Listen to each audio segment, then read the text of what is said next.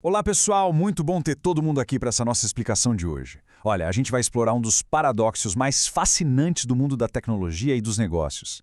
Pense naquelas corporações gigantescas, aqueles impérios que pareciam absolutamente invencíveis, sabe? Com recursos praticamente infinitos e os melhores engenheiros do mercado. E aí, de repente, num piscar de olhos, elas simplesmente desmoronam. Como é que uma coisa dessas é possível? Bom, vamos mergulhar nisso agora mesmo. A nossa resposta instintiva para isso costuma ser: com certeza faltou tecnologia de ponta, ou eles não tinham os programadores mais geniais. Mas a verdade é bem mais profunda e honestamente bem contraintuitiva. Na esmagadora maioria das vezes, a queda não acontece por uma falha de engenharia ou falta de código, não. Ela acontece por uma falha fundamental na interação humano-computador, na nossa área de IHC. Acontece quando essas empresas simplesmente esquecem como as pessoas reais vivem e interagem com as ferramentas no dia a dia. Então, seção 1. Entendendo a disrupção. A teoria por trás da queda. Para a gente entender isso, precisamos voltar um pouquinho no tempo, lá para a década de 40. Foi quando o economista Joseph Schumpeter introduziu um termo genial chamado destruição criativa. Basicamente, ele explicou que o mercado capitalista funciona meio que como um organismo vivo, sabe? Ele precisa naturalmente destruir os seus velhos modelos estruturais de dentro para fora. Não é um erro, não é uma falha do sistema, é a própria engrenagem da coisa. O que é antigo precisa ser desintegrado para abrir caminho para um progresso econômico novo e mais eficiente. Mas a grande pergunta é, como é que isso se aplica à nossa tecnologia? E é exatamente aí que entra o Clayton Christensen, com a sua obra famosíssima O Dilema do Inovador, de 97. Ele traz um ponto que é um verdadeiro tapa na cara. As exatas práticas que trazem aquele sucesso inicial para uma empresa são as mesmas que dificultam a criação de tecnologias disruptivas lá na frente. Então o ponto crucial aqui é o seguinte: empresas gigantes, muitas vezes, falham não porque elas ignoram o público delas. Pelo contrário, elas falham porque escutam até demais os seus clientes mais lucrativos do momento. Elas ficam presas no presente e acabam ignorando tendências emergentes que, no começo, parecem simples demais ou até irrelevantes. Querem ver um exemplo clássico disso? Pensem na indústria de hardware no final dos anos 90. A gente tinha aqueles discos rígidos enormes de 8 polegadas. Eles tinham uma capacidade técnica absurda, mas eram super caros e difíceis de manusear. Do outro lado, começaram a surgir os disquetes de 5 polegadas e 1/4. No papel, a capacidade técnica deles era bem menor. Eles eram tecnicamente inferiores. Mas, gente, eles ofereciam algo que o usuário comum valorizava demais: conveniência, portabilidade e, claro, um custo bem menor. Eles se encaixavam perfeitamente no mercado de computadores pessoais que estava nascendo. Ou seja, a conveniência do usuário venceu a força bruta do hardware. Seguindo em frente, seção 2. A evolução da tecnologia, do físico ao ecossistema. Essa mudança de comportamento fica muito clara quando a gente olha para o avanço das décadas. Lá em 1990, a batalha era inteiramente física. O foco era puramente construir o melhor hardware.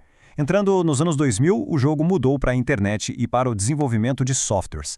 Pensem, por exemplo, na Wikipédia desbancando aquelas enciclopédias pesadas de papel. Já da década de 2010 para frente, a gente não vende mais produtos isolados. O grande foco agora são as plataformas de streaming, os ecossistemas digitais gigantescos e, claro, a inteligência artificial. O centro das atenções mudou do objeto físico em si para a relação contínua com o usuário. Vamos agora para a seção 3. Inovação além do produto. O modelo Doblin. O famoso modelo Doblin divide a inovação em 3 grandes pilares, ou camadas: configuração, oferta e experiência. A configuração é o bastidor da coisa, o modelo de negócios, os processos internos. A oferta é o seu produto de fato, tipo o desempenho bruto do seu software. Mas olha, aqui tem um alerta vermelho gigantesco. Se uma organização confia puramente nessa coluna da oferta, ela fica extremamente vulnerável. Por quê? Porque alguém sempre pode copiar o seu código. Alguém, em algum lugar, sempre pode construir um produto tecnicamente um pouco mais rápido. E é exatamente por isso que a gente precisa destacar com todas as letras maiúsculas possíveis a terceira camada: a experiência. O serviço, o canal de acesso, a marca, o engajamento com as pessoas. É nesta arena que o coração da interação humano-computador bate mais forte. É aqui que as batalhas tecnológicas modernas são de fato vencidas ou perdidas. Não basta o negócio apenas funcionar, ele tem que ser intuitivo, sem atritos e resolver uma dor real de uma forma que pareça quase mágica para quem está usando. O que nos leva à seção 4. Netflix contra Blockbuster. O caso de estudo definitivo em UX. De um lado do ringue, a gente tinha o Império Azul e Amarelo da Blockbuster. O modelo deles era todo baseado naquele produto físico nas prateleiras, mas escondia um defeito gravíssimo de design de serviços. Uma grande parte do lucro deles vinha de multas por atraso. Parem para pensar nisso um segundo. Eles literalmente penalizavam os próprios clientes. Do outro lado, surgiu a Netflix, com um foco cirúrgico na conveniência e na liberdade. A filosofia deles não era punir quem esquecia um DVD em cima do sofá. A grande meta era facilitar a vida das pessoas. É uma diferença de visão de mundo simplesmente brutal. E o que torna essa história quase um roteiro de filme de suspense é o que aconteceu lá no ano 2000. Os fundadores da Netflix foram até a sala da diretoria da Blockbuster e ofereceram vender a empresa por 50 milhões de dólares. Sabe qual foi a resposta? Os executivos da Blockbuster riram na cara deles. Eles acharam que essa ideia de focar em conveniência online e entrega descentralizada era só um nicho bobo e insignificante. Eles sentaram no próprio monopólio e ignoraram quem realmente importava: o usuário. A Netflix, por outro lado, dominou o mercado justamente por dominar a IHC. Eles limparam os atritos logo de cara, eliminando as multas. Criaram algoritmos de recomendação que, nos bastidores, eram altamente complexos, mas que para o público apareciam só como sugestões super simples e precisas do que assistir no fim de semana. E claro, eles anteciparam a era do streaming muito antes da banda larga virar algo universal. Eles não estavam vendendo pura tecnologia. A gente pode dizer que eles estavam vendendo noites de filmes sem estresse na sua própria casa. E a ironia dramática dessa história atingiu o pico 10 anos depois. Em 2010, enquanto a Netflix começava uma expansão global sem precedentes, a gigante Blockbuster declarava falência.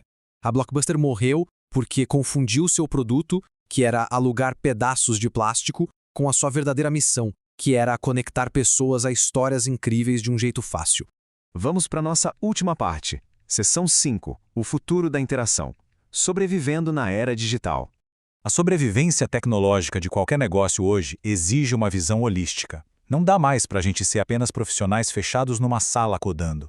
A gente precisa adotar o digital com muita agilidade e priorizar, sem sombra de dúvidas, a facilidade e a liberdade de quem está lá na outra ponta da tela. Como o modelo Doblin nos ensinou, a inovação precisa abraçar a jornada inteira da pessoa, desde o primeiro clique até o suporte final. Ter capacidade técnica bruta é o mínimo que se espera hoje. A fluidez e a empatia na interação é que são os verdadeiros diferenciais competitivos. Então, ao projetar novas interfaces, criar novos códigos ou desenhar serviços do zero, tem um questionamento muito profundo que a gente precisa se fazer. A inovação que estamos propondo resolve uma necessidade real de um ser humano ali do outro lado ou está apenas tentando manter vivo um modelo que já está ultrapassado?